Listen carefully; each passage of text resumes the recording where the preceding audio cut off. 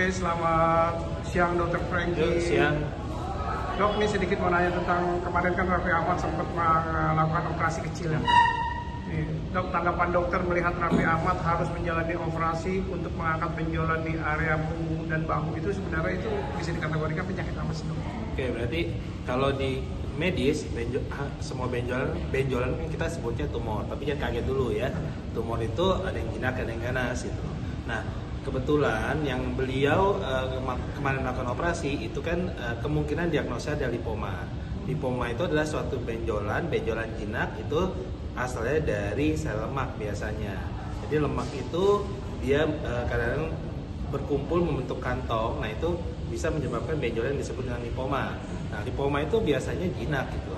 Jadi kita bisa tahunya itu kalau dari medis itu biasanya dokter-dokter bedah itu habis anamnesa, kemudian kan ditanya nih mulai dari kapan, sejak kapan, terus pertumbuhannya cepat apa enggak, kemudian sudah berapa lama, kemudian apa yang dirasakan, panas, perih, sakit, nyeri atau enggak, kemudian nanti diperiksa tuh dilihat apakah dia melekat pada dasar enggak, kemudian biasanya kalau lipoma itu dia lunak jaringannya, tidak melekat pada dasar, mobile, terus kemudian dia nggak ada keluhan sakit, nyeri, panas, nggak ada biasanya.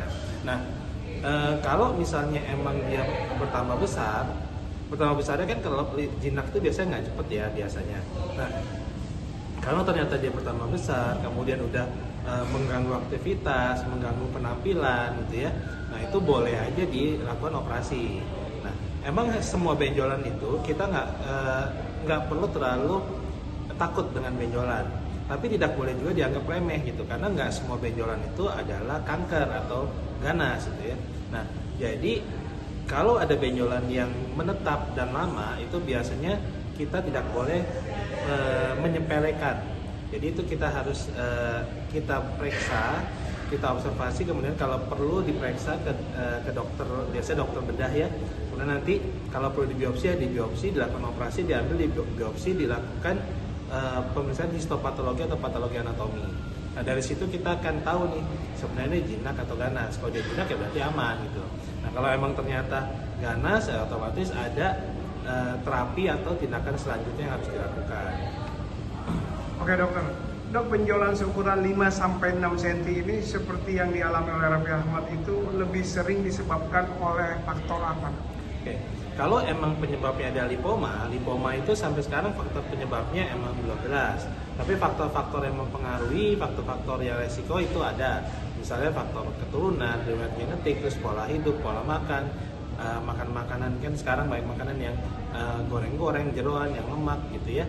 Nah, itu pengaruh. Tapi kalau ditanya penyebab sebenarnya apa sampai sekarang emang belum jelas. Tapi faktor yang mempengaruhi kita tahu.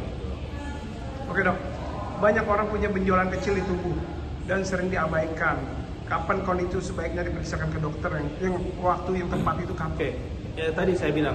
Jadi benjolan itu kalau lama dan menetap itu kalau misalnya kita nggak boleh menyepelekan kadang-kadang, tapi nggak perlu terlalu takut berlebihan, tapi kita nggak boleh menyepelekan, jadi perlu kita periksa.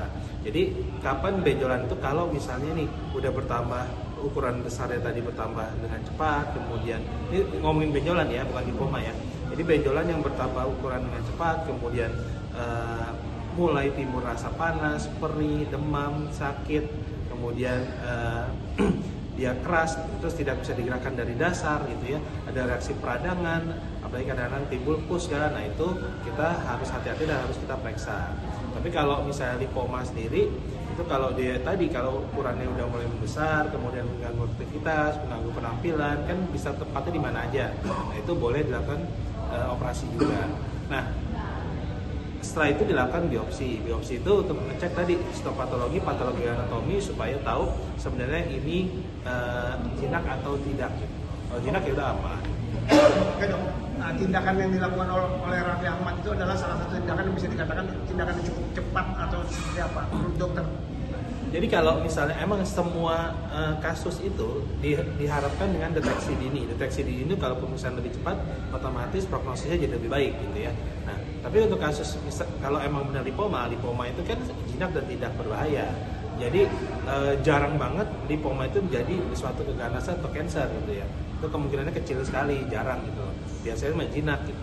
Nah, jadi kalau itu sebenarnya kalau emang lipomanya itu mengganggu, udah mulai mengganggu, tadi saya bilang sebenarnya kalau lipoma nggak mengganggu ya udah. Tapi kalau itu pilihan masing-masing. Tapi kalau lipoma udah mulai mengganggu, tadi udah ada demam, ada sakit, kemudian dia membesar, mengganggu penampilan, menekan sesuatu gitu, otomatis ya boleh aja dilakukan operasi. Oke, dok, benjolan lipoma itu bisa dikategorikan dia itu menempelnya di badan kita, apakah di belakang punggung atau bisa di mana aja tempat ke Lipoma bisa di mana aja. Jadi benjolan ini kan lemak ya, lemak itu kan ada di seluruh bagian tubuh. Jadi bisa timbul di mana aja, di punggung bisa, di tangan bisa, di kaki bisa, di wajah juga bisa, leher juga bisa, di mana aja bisa timbul. Apa saran dokter mungkin setelah rapi operasi, saran dari dokter Frank ini untuk supaya mungkin tidak terjadi benjolan itu lagi, apa yang harus dilakukan? Kalau kan tadi ya faktor penyebabnya, faktor risikonya salah satu riwayat keluarga genetik. Kalau riwayat keluarga genetik ya itu kan dari sananya sudah ya. Nah tapi kalau misalnya yang lainnya faktor yang pengaruh, kita bisa mencoba untuk mengurangi atau meminimalisir jangan sampai terjadi hal-hal itu gitu. Tapi kalau misalnya ditanya untuk benar-benar mencegah jangan sampai timbul, ya itu kita bisa berusaha, tapi belum tentu 100% nggak bakal timbul gitu ya. Tapi kita bisa berusaha, yaitu dari pola hidup, pola makan, pola hidup sehat, makanannya kita atur, jeroan, goreng-goreng, lemak-lemak itu dikurangin, merokok, asap alkohol, narkoba, terus cukup tidur, olahraga teratur, nutrisi, manajemen stres yang bagus. Jadi katanya pola hidup yang sehat, gaya hidup yang sehat, makanannya juga diatur, dietnya yang sehat gitu.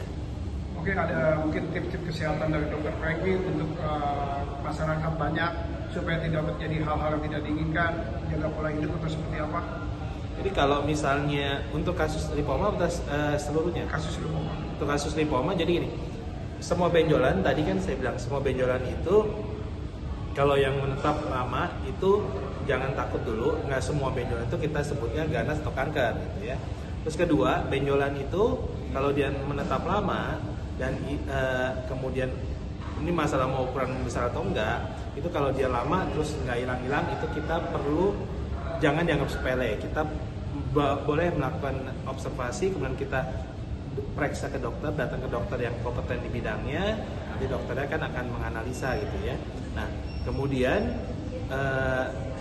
jangan lupa kalau emang benjolan itu ternyata dia pembesaran ukurannya membesar dengan lebih cepat, kemudian dia timbul peradangan, kemudian dia panas, dia perih, kemudian udah mengganggu aktivitas, kemudian nah itu kita lebih baik untuk datang ke dokter. Jadi nggak usah takut untuk periksa, jangan pikirannya itu berpikir kalau misalnya nanti kalau ketahuan malah stres, jadi ada ketakutan gitu. Jadi justru bukan itu, justru kalau kita tahu lebih cepat deteksi dini, otomatis kemungkinan kedepannya jauh lebih baik. Oke dokter, thank you dok. Oke dok, perbedaan lipoma dengan kista itu apa sih dok? Nah, ini kalau lipoma tadi kan, kalau kita berdasarkan kita cek gitu ya, itu lipoma itu dia biasanya jaringannya dia lebih lembek, lunak, terus habis itu dia mobile, bisa digerakkan dari dasar ya. Nah reaksi peradangannya biasanya nggak terlalu kalau nggak ada masalah, nggak ada infeksi, nggak ada apa-apa, itu peradangannya juga minimal gitu ya. Nah sedangkan kalau kista itu biasanya dia lebih keras habis itu karena kista itu lebih susah digerakkan dari dasar, jadi lebih melekat pada dasar. Oke dokter, terima kasih dok.